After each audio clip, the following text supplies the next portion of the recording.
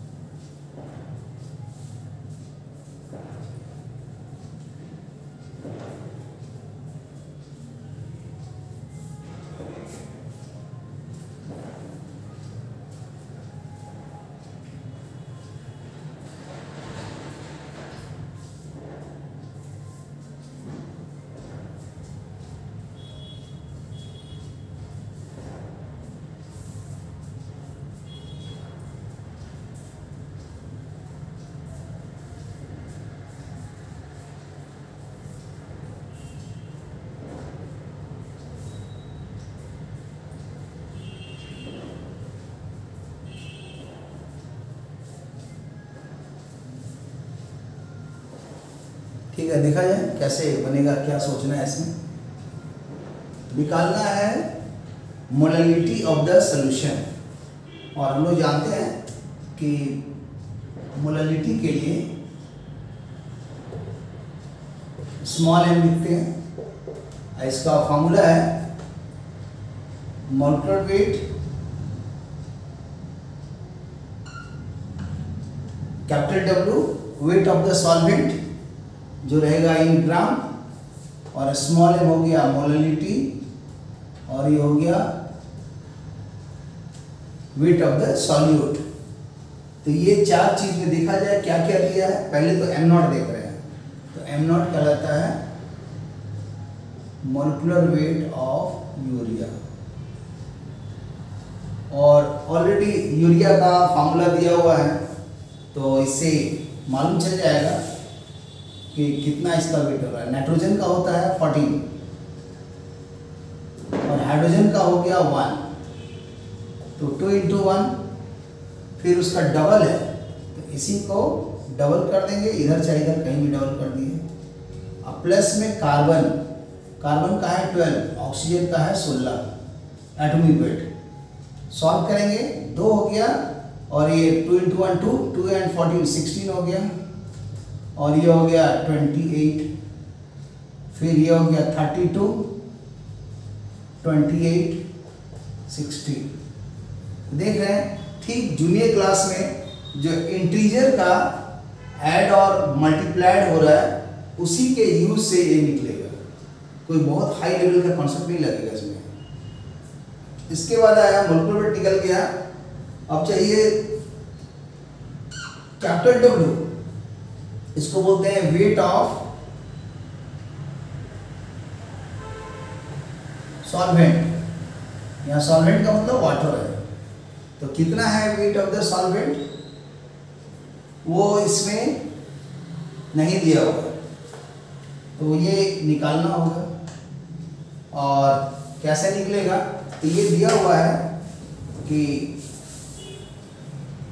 0.3 decimetre of water, मतलब ये volume है, तो बोल सकते हैं कि वॉल्यूम ऑफ वाटर दिया हुआ है 0.3 डेसीमीटर क्यूब। अब ये डेसीमीटर क्यूब क्या देखा जाए,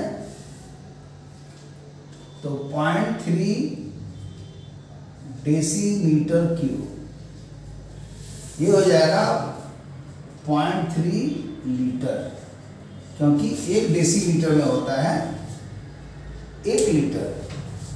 और इसी को जब सॉल्व कर देंगे तो आ जाएगा 1000 से मल्टीप्लाई कर देंगे तो 300 आ गया। cc। और डेंसिटी ऑफ वाटर मालूम है, डेंसिटी ऑफ वाटर होता है 1 ग्राम पर सीसी। 1 ग्राम में 1 सीसी, तो इतना सीसी में 300 ग्राम हो जाएगा। यूनिटरी मेथड से भी लगा सकते हैं और नहीं तो फार्मूला से भी ड्राइव करेंगे तो सेम ही आंसर्स आएगा। तो इसीलिए आप इसको यूज करिए। डेंसिटी पर टू मास में खोलो, नहीं तो यूनिटरी मेथड लगा दीजिए तो निकल गया कि वेट ऑफ सॉल्वेंट मतलब वाटर कितना हो गया 300 ग्राम। तो ये हम लोग का सेकेंड भी निकल गया। मोलेकुलर वेट तो पहले निकाल दिए 60। मोलैलिटी निकालना है, small m molality of the solution, ये फाइंड करना है। अब W क्या है, wait of the solvent, small w है, wait of the solute, sorry wait of the solute. Solute बने यहाँ पर कौन है, यूरिया। तो जब यूरिया हुआ तो यूरिया का वेट देखा जाए कितना है, तो 0.01 ग्राम, 0.01 ग्राम। और अब फार्मूला में बैठा देंगे, सॉल्व कर देंगे, आंसर आ जाएगा। तो आएगा molecular weight 60, weight of the solvent माने वाटर 300 ग्राम, और मोलैलिटी स्मॉल m जो फाइंड करना है, और वेट ऑफ द सॉल्यूट वो देखा जाए कितना है, तो 0.01 ग्राम, और उसके बाद है 1000। तो इसको सॉल्व करेंगे तो ये हो जाएगा 6 × 3 18 × 10⁻³ m, और ये 0.01 × 10⁻³ दोनों कैंसिल हो गया, तो आ गया 18m। 18m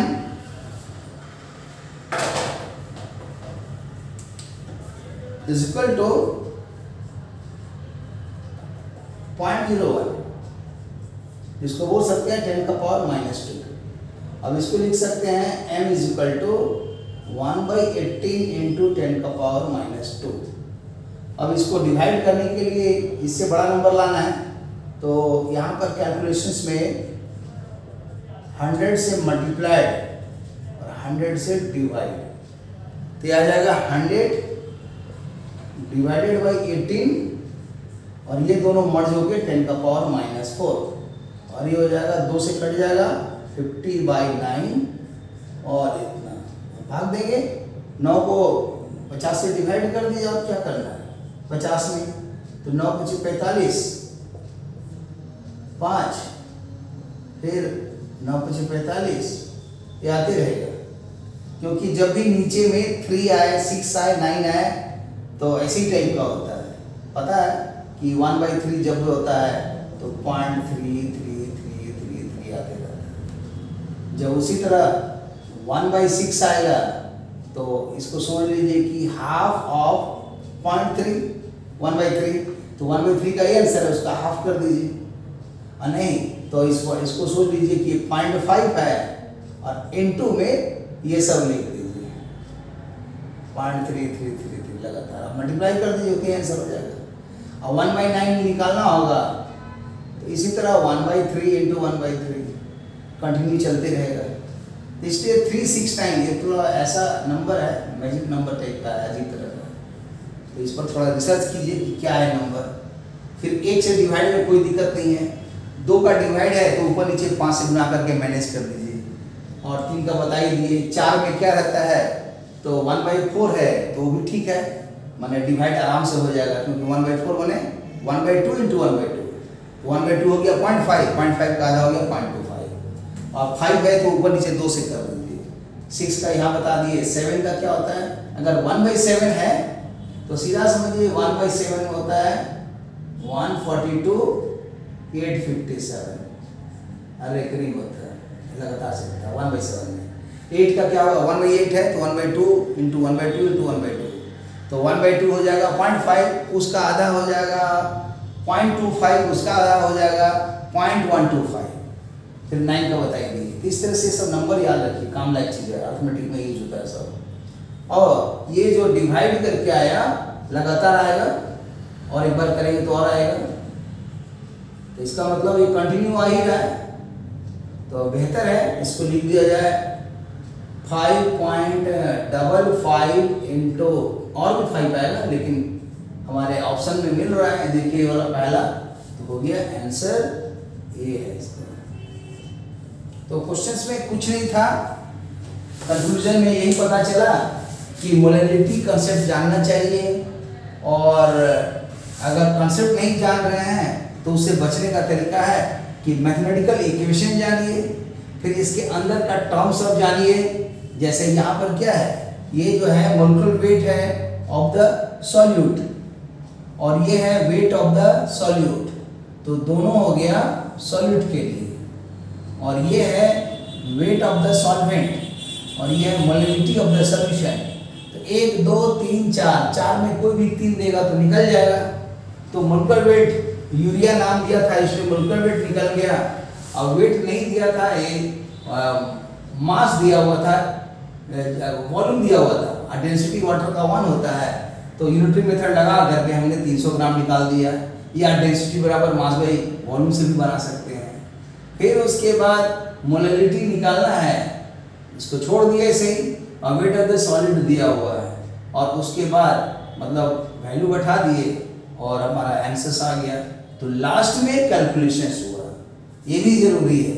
और इसके पहले लगा अलजेब्रा टाइप का फार्मूला, तो ये हो गया अलजेब्रा, और ये हो गया अर्थमेटिक।